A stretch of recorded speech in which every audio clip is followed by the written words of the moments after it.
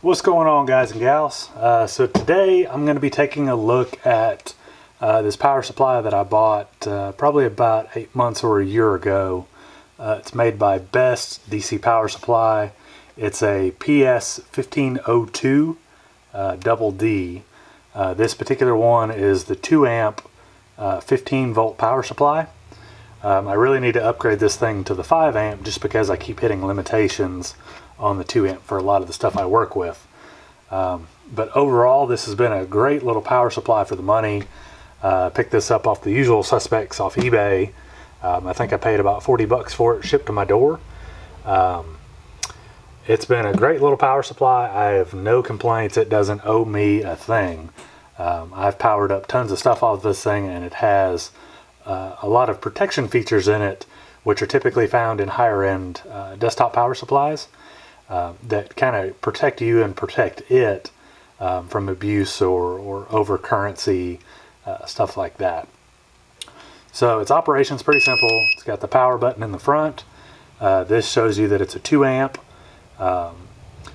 This current knob here allows you to adjust the maximum current that will go to your device. So if you're doing anything with LEDs, this is great because you can limit the amount of current going to an LED or a string of LEDs or strips, anything like that. It allows you to limit the amount of current so that you don't fry it, especially if you do any type of electronics with Arduinos or anything like that.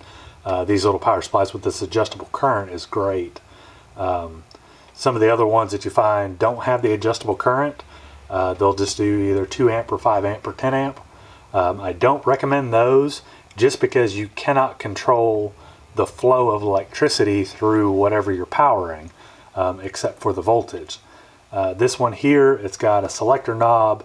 It has 1.5, 3.6, 4.8, 6 volt, 7.2 volt, and then 0 to 15 volt adjustable, which is where these two voltage knobs come in.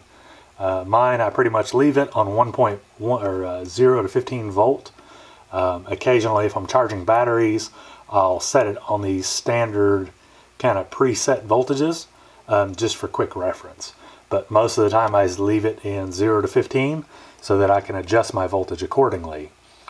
So one little demonstration here. It does have a fine and a coarse knob. The coarse knob gets you in the ballpark in terms of single and double digit voltage. The fine knob is good for dialing in your voltage if you're trying to get to a specific voltage down to 1/10 of a volt. So I have a little Cree LED pod here just for demonstration purposes, and I'll go ahead and get it started up so you can see. Another great feature that I like about this one with the current readout is it will tell you not only what you have your maximum current set to, but also what the device that you're powering is pulling.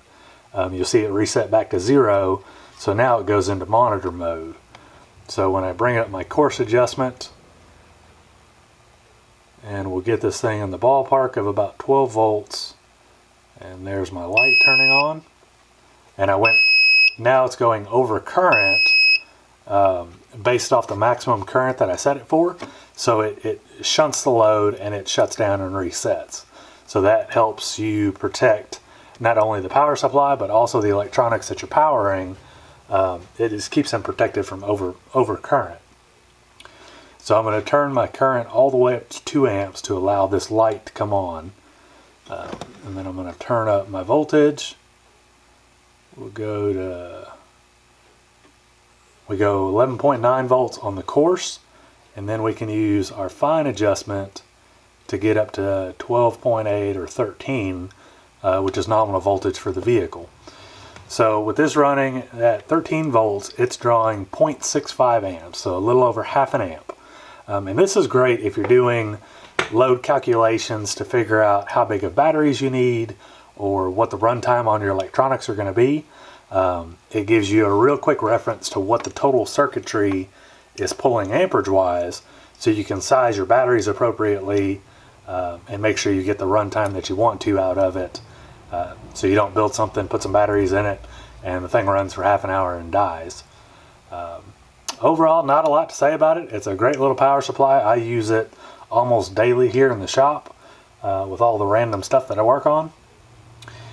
You can find them on eBay, Amazon, AliExpress, all the usual suspects.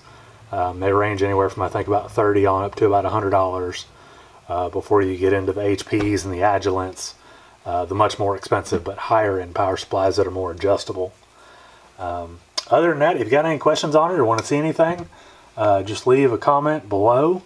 Other than that, just rate, subscribe, and we'll see you next time.